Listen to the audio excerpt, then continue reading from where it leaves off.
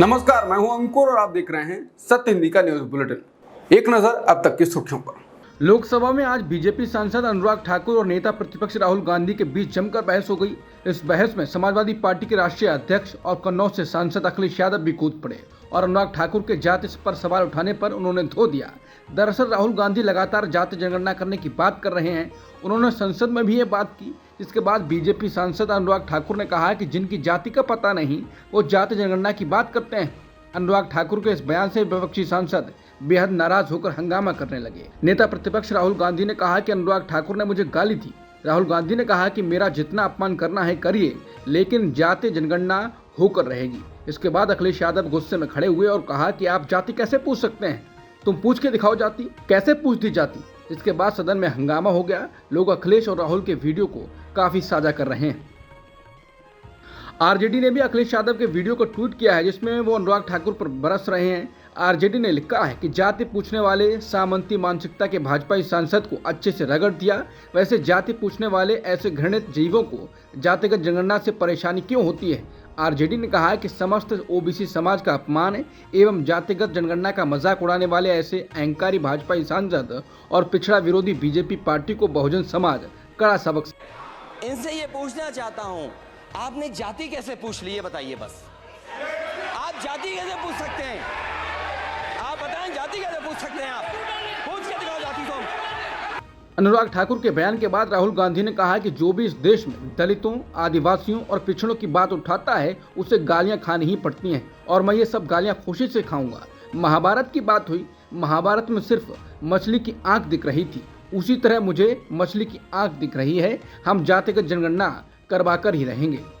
Speaker sir, जो भी इस देश में दलितों की, आदिवासियों की, पिछड़ों की बात उठाता है, जो भी उनके लिए लड़ता है, उसको गाली खाना ही पड़ता है। और मैं ये सब गालियां खुशी से खाऊंगा, क्योंकि महाभारत की बात हुई तो महाभारत में अर्जुन को सिर्फ मच्छी की आंख दिख रही थी, उसी प्रकार मुझे सिर्फ मच्छी की आंख दिख रही है। जाति जनगणना हम करा के दिखाएंगे। खत्म। आपको जितनी गाली देनी है आप दीजिए, हम खुशी से लेंगे। धन्यवाद। अनुराग ठाकुर पर प्रियंका गांधी ने कहा कि सामाजिक आर्थिक जातीय जनगणना इस देश के 80% लोगों की मांग है। आज भरी संसद में कहा गया कि जिनकी जाति का पता नहीं वो गणना की बात करते हैं। क्या आप देश की संसद में देश की 80% जनता को गालियां दी जाएंगी? नरेंद्र मोदी जी को स्पष्ट करना चाहिए कि क्या ये उनके कहने पर हुआ है। कथित शराब घोटाला मामले में तिहाड़ जेल में बंद दिल्ली के मुख्यमंत्री अरविंद केजरीवाल के स्वास्थ्य को लेकर इंडिया गठबंधन के नेताओं ने जंतर मंतर पर प्रदर्शन किया। उत्तर प्रदेश के मुख्यमंत्री अखिलेश यादव ने इस दौरान कहा कि अरविंद केजरीवाल के खिलाफ सभी मुकदमे खत्म होने चाहिए और उन्हें रिहा करना चाहिए। उन्होंने कहा कि एक बात मैंने चुनाव से पहले कही थी कि कई ऐसी संस्थाएं हैं दिल्ली के पास जो राजनीतिक लोगों को समय समय पर परेशान करती हैं, उन्हें न्याय नहीं देने देती। कई ऐसी संस्थाएं हैं जो जानबूझकर अपमानित करने के लिए झूठे मुकदमे करती हैं। हम लोग जब सत्ता में आएंगे तो ऐसी संस्थाओं को खत्म कर देंगे। हमारे लोकतंत्र में किसी को झूठा फंसाना नहीं लिखा है। काफी दिनों से खबरें आ रही हैं कि केशव प्रसाद मौर्य और योगी आदित्यनाथ बैठकों में साथ नजर नहीं आ रहे हैं। इस बीच केशव प्रसाद मौर्य ने पुलिस अधिकारियों के साथ बैठक की और उसको ट्वीट भी किया। उन्होंने फोटो ट्वीट कर कहा कि आज विधान परिषद में उत्तर प्रदेश के पुलिस महानिदेशक प्रशांत कुमार और वरिष्ठ पुलिस अधिकारियों के साथ मानसून सत्र के दौरान कानून व्यवस्था के संबंध में बैठक की। बता दें, केशव प्रसाद मौर्य के पास यूपी कैबिनेट में ग्रामीण विकास, फूड प्रोसेसिंग, मनोरंजन कर और लोक उपक्रम जैसे विभाग हैं और योगी के पास गृह समेत कई बड़े विभाग हैं। यानी केशव ने जो बैठक की है वो पुलिस गृह विभाग के अंतर्गत आती है। यानी केशव प्रसाद मौर्य ने जो बैठक की वो बैठक मुख्यमंत्री योगी को करनी चाहिए थी। केशव की पुलिस अधिकारियों के साथ बैठक को संदेश देने के तौर पर देखा जा रहा है। उत्तर प्रदेश विधानसभा में माता प्रसाद पांडे को विपक्ष का नेता बनाने पर मुख्यमंत्री योगी आदित्यनाथ ने समाजवादी पार्टी पर तंज किया है। इस पर समाजवादी पार्टी अध्यक्ष अखिलेश यादव की पत्नी और सपा सांसद डिंपल यादव ने बयान दिया। उन्होंने कहा है कि उत्तर प्रदेश की सरकार को अपने कामों में ज्यादा रुचि और महत्व दिखाना चाहिए, क्योंकि जहां पूर्वांचल में बाढ़ की स्थिति है। डिम्पल ने कहा कि गाँव में हफ्तों हफ्तों बिजली नहीं आ रही है। जिस पद पर वो यानी योगी आदित्यनाथ बैठे हैं, उन्हें युवाओं के रोजगार पर ध्यान देना चाहिए, तभी यूपी और देश हित की बात होगी। बता दें, योगी आदित्यनाथ ने मंगलवार को विधानसभा में अखिलेश यादव के चाचा और सपा नेता शिवपाल यादव को लेकर टिप्पणी की थी। उन्होंने माता प्रसाद पांडे को संबोधित करते हुए कहा था कि आपने चाचा को गच्चा दे दिया, भतीजा हमेशा भयभीत रहता है। झारखंड के चरधरपुर डिवीजन के पास मंगलवार तड़के हावड़ा मुंबई पैसेंजर ट्रेन के 18 डिब्बे पटरी से उतर जाने से कम 2 लोगों की मौत हो गई और 20 लोग घायल हो गए। रेलवे अधिकारियों ने बताया कि ये घटना एक मालगाड़ी के पटरी से उतर जाने और सामने से गुजर रही हावड़ा मुंबई मेल से टकरा जाने के बाद हुई। सभी घायल यात्रियों को जमशेदपुर के टाटा अस्पताल में भर्ती कराया गया। इससे पहले 18 जुलाई को उत्तर प्रदेश के गोंडा में डिब्रूगढ़ एक्सप्रेस की कई बोगियों की पटरी से उतर जाने से कम 4 लोगों की मौत हो गई थी और लगभग 20 लोग घायल हो गए। विपक्षी दलों के नेताओं ने ट्रेन हादसों के मामलों को संसद के अंदर और बाहर उठाया। उन्होंने रेल मंत्री अश्विनी वैष्णव को रेल मंत्री कहा। आरजेडी के राज्यसभा सांसद मनोज झा ने कहा कि हम इंतजार करेंगे कि और कितनी रेल दुर्घटनाएं होंगी और केंद्र सरकार को परवाह नहीं है। कवच कहाँ है, कितने किलोमीटर हो गए हैं, क्या इस बार बजट में इसका कोई जिक्र नहीं किया गया? टीएमसी सांसद सुदीप बंदोपाध्याय ने कहा कि देश में रेलवे सुरक्षा एक चुनौती बन गई है और सवाल किया कि रेल मंत्री अश्विनी वैष्णव सदस्यों को स्थिति के बारे में जानकारी देने के लिए सदन में मौजूद क्यों नहीं है। केरल के वायनाड जिले में भूस्खलन के बाद कम 106 लोगों की मौत हो गई, जबकि कई अन्य लापता हैं। केरल राज्य आपदा प्रबंधन प्राधिकरण ने अग्निशमन और एनडीआरएफ की टीमों को प्रभावित क्षेत्र में भेजा है, जहां सैकड़ों लोगों के फंसे होने की आशंका है। कन्नूर रक्षा सुरक्षा कोर की 2 टीमों के साथ एनडीआरएफ की एक अतिरिक्त टीम सहायता के लिए पहुंच गई है। दिल्ली के राजेंद्र नगर हादसे के बाद दिल्ली में कई कोचिंग सेंटर को प्रशासन ने सील कर दिया है, जिनमें दृष्टि आईएएस भी शामिल है। इस मामले में दृष्टि आईएएस की प्रतिक्रिया आई है। इसके मैनेजिंग डायरेक्टर विकास दिव्यकीर्ति हैं। दृष्टि आईएएस के आधिकारिक एक्स अकाउंट पर एक प्रेस विज्ञप्ति जारी हुई है। टीम दृष्टि की तरफ से घटना और उसके बाद की परिस्थितियों पर खेद व्यक्त किया गया है। साथ ही अपना पक्ष देरी से रखने के लिए माफी मांगी गई है। बता दें, राजेंद्र नगर में एक यूपीएससी कोचिंग सेंटर के बेसमेंट में पानी भरने की वजह से 3 छात्रों की मौत हुई थी। इस घटना के बाद कुछ छात्र मुखर्जी नगर में विरोध प्रदर्शन कर रहे हैं। दृष्टि आईएएस की प्रेस विज्ञप्ति में छात्रों के गुस्से को न्याय संगत बताते हुए कहा गया है कि इस रोष को सही दिशा मिलनी चाहिए और सरकार कोचिंग सेंटरों के लिए दिशा निर्देश जारी करे। दिल्ली के ओल्ड राजेंद्र नगर के एक कोचिंग सेंटर में 3 छात्रों की मौत के बाद सिविल सर्विसेज की तैयारी करने वाले छात्रों ने सोमवार को मुखर्जी नगर में विरोध प्रदर्शन किया। दिल्ली का मुखर्जी नगर सिविल सर्विसेज की तैयारी करवाने वाले कोचिंग इंस्टीट्यूट का हब है। मुखर्जी नगर में प्रदर्शन करने वाले छात्र देर रात तक यहां की सड़कों पर जमे रहे। छात्रों ने मुखर्जी नगर की मुख्य सड़क जाम कर दी। छात्र कोचिंग इंस्टीट्यूट दृष्टि के मालिक विकास दिव्यकीर्ति के घर के बाहर भी प्रदर्शन करते दिखे।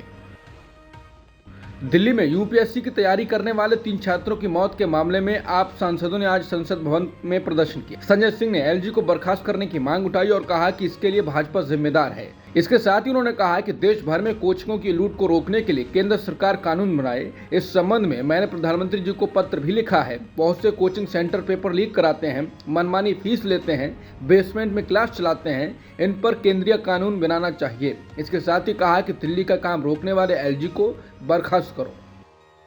पोल watchdog association for democratic reform यानी एडीआर ने 29 जुलाई को कहा कि हाल ही में हुए लोकसभा चुनाव में 538 सीटों पर डाले गए वोटों की संख्या और गिने गए वोटों की संख्या में विसंगति थी। एडीआर की रिपोर्ट में दावा किया गया है कि लोकसभा की सीटों पर जितनी वोटिंग हुई थी मतगणना में उससे 5,54,598 वोट कम गिने गए। वहीं 176 ऐसी सीटें हैं जहां कुछ वोटों से 35,093 वोट अधिक गिने गए।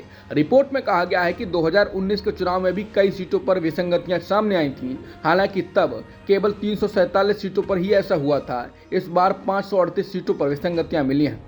रिपोर्ट में इस बात का जिक्र तो किया गया है कि मतदान और मतगणना के दौरान वोट का अंतर देखने को मिला, लेकिन एडीआर ने यह स्पष्ट नहीं किया कि डाले गए मतों की कुल संख्या और गिने गए मतों की संख्या में विसंगतियां होने से कितनी सीटों पर परिणाम अलग आए होंगे। लोकसभा चुनावों में वोट गिनने में हुई कमी को लेकर एडीआर ने अपनी रिपोर्ट में अलग अलग राज्यों का हाल बताया है। एडीआर रिपोर्ट में यूपी की 55 सीटों का जिक्र किया गया है, जिसमें 53,960 वोटों की गिनती कम हुई। वहीं 25 सीटें ऐसी हैं जहां 6,124 वोटों की गिनती अधिक की गई। इसके अलावा दिल्ली की सभी 7 सीटों पर 8,159 कम वोटों की गिनती की गई। वहीं उत्तराखंड की 5 सीटों पर 6,315 कम मतों की गिनती की गई। झारखंड की कुल 14 लोकसभा सीटों में से 12 सीटों पर 26,342 कम मतों की गिनती की गई। वहीं 2 सीटें ऐसी हैं जिन पर कुल मतों में से 393 वोटों की अधिक गिनती की गई। इसके अलावा बिहार की कुल 40 सीटों में से 21 सीटों पर कुल वोटों में 5,015 वोटों की अधिक गिनती की गई। वहीं 19 सीटों पर कुल मतों से 9,924 कम वोटों की गिनती की गई। यूपी सरकार ने सोमवार को विधानसभा में उत्तर प्रदेश के गैर कानूनी धर्म परिवर्तन निषेध संशोधन विधेयक 2024 पेश किया। ये बिल 2021 में इसी सरकार द्वारा पारित उत्तर प्रदेश गैर कानूनी धर्म परिवर्तन निषेध अधिनियम की जगह लेगा। नए विधेयक में धर्मांतरण का आरोप साबित होने पर अधिकतम सजा को 10 वर्ष से बढ़ाकर उम्र कैद में बदल दिया गया है। किसी भी व्यक्ति को शिकायत दर्ज करने की अनुमति देने के लिए इसके दायरे का विस्तार किया गया है। इसमें मिलने वाली जमानत को और अधिक कठिन बना दिया गया है। दिल्ली की एक अदालत ने नर्मदा बचाओ आंदोलन की नेता मेधा पाटेकर को मिली 5 महीने की साधारण कैद की सजा पर रोक लगा दी। मेधा पाटेकर को दिल्ली के उपराज्यपाल वीके सक्सेना के खिलाफ मानहानि के एक मामले में 5 महीने की सजा सुनाई गई थी। साथ ही उन्हें उपराज्यपाल की प्रतिष्ठा को हुए नुकसान के लिए उन्हें 10 लाख रुपए को मुआवजा देने का भी निर्देश दिया गया था। ये मामला 23 साल पुराना है। उस समय सक्सेना गुजरात में एक एनजीओ के प्रमुख थे। पाटेकर की ओर दायर याचिका पर सुनवाई करते हुए मजिस्ट्रेट राघव शर्मा ने सजा पर रोक लगा दी और वीके सक्सेना के वकील गजेंद्र कुमार को नोटिस जारी कर जवाब मांगा। कोर्ट ने पाटेकर को 25,000 रुपए के जमानत बॉन्ड और इतनी ही राशि के मुचलके पर जमानत दे दी। मनी लॉन्ड्रिंग केस में आरोपी महाराष्ट्र के पूर्व मंत्री नवाब मलिक को सुप्रीम कोर्ट ने मेडिकल आधार पर जमानत दे दी है। जस्टिस बेला एम त्रिवेदी और जस्टिस सतीश चंद्र शर्मा की बेंच ने मलिक की ओर से पेश हुए वकील की दलीलों पर गौर किया कि मलिक कई बीमारियों से पीड़ित हैं। शीर्ष अदालत ने कहा कि मलिक की मेडिकल जमानत बॉम्बे हाईकोर्ट में नियमित जमानत याचिका के निपटारे तक वैध रहेगी। पेरिस ओलंपिक में मनु भाकर ने इतिहास रचा है। मनु भाकर ने अपने पार्टनर सरबजोत सिंह के साथ मिलकर भारत के लिए दूसरा मेडल जीता है। साथ ही एक ही ओलंपिक में 2 मेडल जीतने वाली मनु भाकर पहली एथलीट भी बन गई हैं। 10 मीटर एयर पिस्टल के मिक्स्ड टीम इवेंट के ब्रॉन्ज मेडल मैच में मनु भाकर और सरबजोत ने कोरियाई जोड़ी को शिकस्त दी। दक्षिण अमेरिकी देश वेनेजुएला में बड़े पैमाने पर प्रदर्शन देखने को मिल रहा है। हजारों की भीड़ राष्ट्रपति के महल की ओर बढ़ रही है। लोग विवादित चुनाव में राष्ट्रपति निकोलस मादुरो की जीत के दावे के खिलाफ प्रदर्शन कर रहे हैं। पुलिस प्रदर्शनकारियों को तितर-बितर करने के लिए आंसू गैस के गोले छोड़ रही है। बता दें 28 जुलाई को वेनेजुएला के चुनाव में निकोलस मादुरो को विजेता घोषित किया गया था। चुनाव अधिकारियों ने सोमवार को कहा कि मादुरो ने 51% वोट के साथ राष्ट्रपति के रूप में तीसरा कार्यकाल जीता है, लेकिन विपक्ष कह रहा है कि उनके उम्मीदवार को मादुरो से दोगुने से भी ज्यादा वोट मिले हैं। उनका कहना है कि विपक्षी उम्मीदवार ने 70% वोट जीते हैं। इंडिपेंडेंट पोलस्टर्स ने मादुरो की जीत के दावे को अविश्वसनीय बताया है और वॉशिंगटन और अन्य जगहों की सरकारों ने तुरंत नतीजों पर संदेह जता दिया है। अब तक की सुर्खियों में इतना ही। बाकी खबरों के लिए बने रहिए सत्यहिंदी.com के साथ।